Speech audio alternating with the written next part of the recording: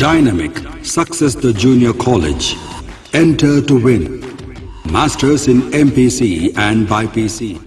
अस्सलाम वालेकुम नाज़रीन, आइए नज़र डालते हैं देश की राजधानी नई दिल्ली और उत्तर प्रदेश से कुछ खास खबरों पर।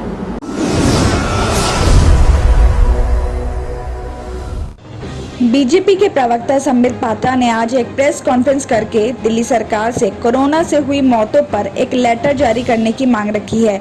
साथ ही उन्होंने कोरोना से हुई मौतों के आंकड़ों को लेकर कई सवाल भी पूछे हैं। उन्होंने कहा कि जिस तरह से सैकड़ों लोगों की मौत होती है और किस तरह से इन आंकड़ों को छुपाया जाता है और कोई भी इसके लिए रिस्पॉन्सिबल नहीं है, इस तरह की एक पिक्चर दिल्ली की सरकार हम सबके सामने रखने की कोशिश कर रही है। संबित पात्रा ने आगे कहा कि अप्रैल और मई 2 महीने कोरोना की दूसरी लहर के संबंध में बहुत जरूरी रहे हैं। इस बीच 34,750 डेथ सर्टिफिकेट दिल्ली के 3 नगर निगम ने जारी किए हैं। इतनी बड़ी तादाद में डेथ सर्टिफिकेट जारी होते हैं, लेकिन दिल्ली सरकार ने दिया आंकड़ा सिर्फ 9,916 है। खबरों का हवाला देते हुए आगे पात्रा बोल रहे हैं कि खबर के अनुसार दिल्ली में 21,000 से ज्यादा ऐसी मौतें हुई हैं जिनका कोई हिसाब नहीं है। ये किन लोगों की मौतें हुई है जिनकी जानकारी दिल्ली सरकार नहीं देना चाहती है।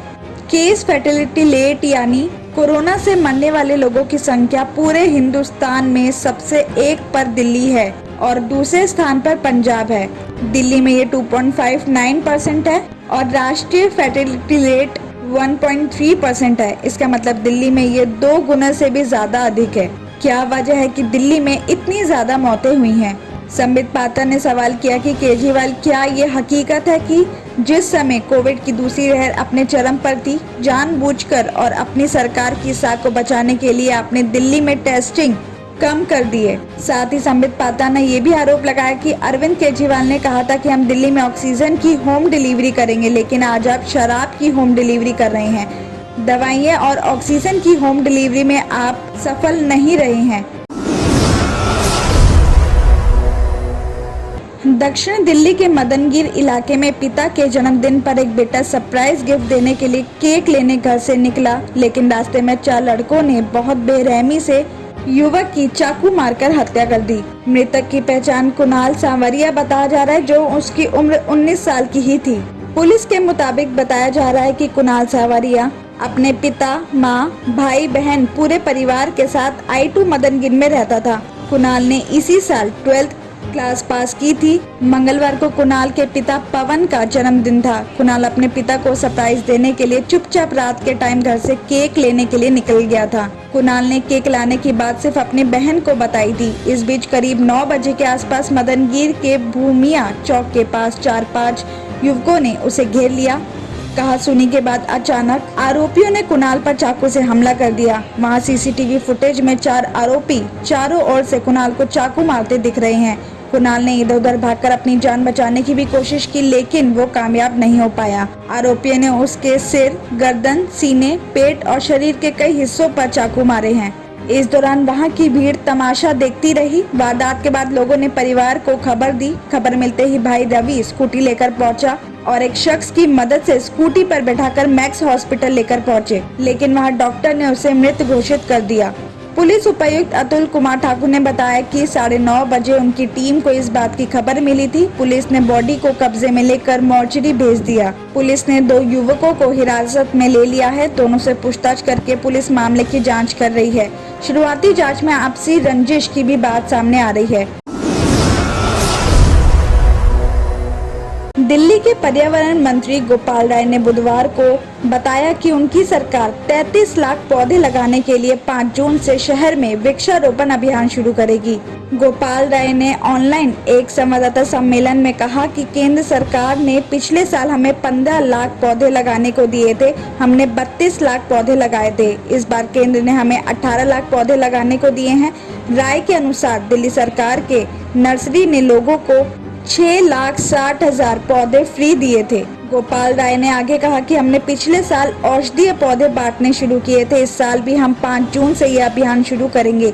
दिल्ली सरकार के नर्सरी से लोग फ्री में औषधीय पौधे ले जा सकते हैं, जिससे उनको इस कोरोना पैंडेमिक के दौरान उनको इम्यूनिटी बढ़ाने में मदद मिलेगी।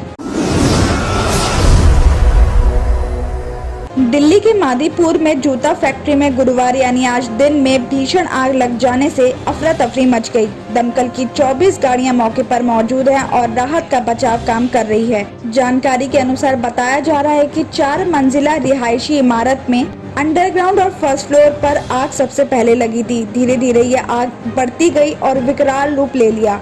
आग लगते ही इस बात की खबर फायर ब्रिगेड और पुलिस को दे दी गई। खबर मिलते ही फायर ब्रिगेड की गाड़ियां मौके पर पहुंची, लेकिन आग इतनी विकराल हो चुकी थी कि एक के बाद एक 24 गाड़ियों को आग बुझाने के लिए आना पड़ा। हालांकि अभी तक इस बात की खबर नहीं आ पाई है कि आग कैसे लगी है, तो वहीं इस घटना में किसी के जान की भी कोई खबर नहीं है।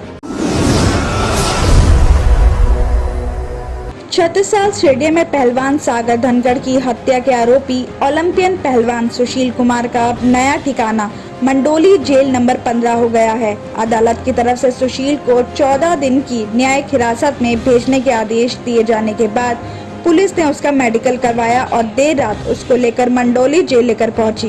कोरोना की वजह से फिलहाल सुशील को जेल नंबर 15 में ही 14 दिन के लिए दूसरों कैदियों से अलग रखा गया है। कोर्ट में सुनवाई के दौरान ही जेल जाने से डर रहे सुशील कुमार का वहां पहुंचकर बुरा हाल है। कहना है कि सुशील का बिहेवियर इस पूरे मामले में शातिर क्रिमिनल का रहा है, लेकिन जेल का खौफ उसके मन में जिस तरह से दिखाई दिया, उसकी उम्मीद तो पुलिस को भी नहीं। जेल के आधिकारिक सूत्रों के अनुसार देर रात जेल पहुंचने के बाद सुशील को जेल का खाना दिया गया, लेकिन उसने खाना खाने से मना कर दिया। इस मामले में सुशील के साथ शामिल है सभी आरोपियों को इसी जेल में रखा गया है। बताया जा रहा है कि सुशील कुमार ना तो रात में खाना खाया और ना ही ठीक से सो पाए। जेल पहुंचने पर सुशील काफी डरे हुए भी दिखाई दिए। वहीं पुलिस सूत्रों का कहना है कि सुशील गैंगस्टर्स के डर की वजह से जेल जाने से कतरा रहा था और पुलिस के सामने रो भी रहा था। जेल अधिकारियों का कहना है कि सुशील को तमिलनाडु पुलिस की सुरक्षा में रखा जाएगा और उस पर सीसीटीवी फुटेज से कैमरे से नजर भी रखी जाएगी।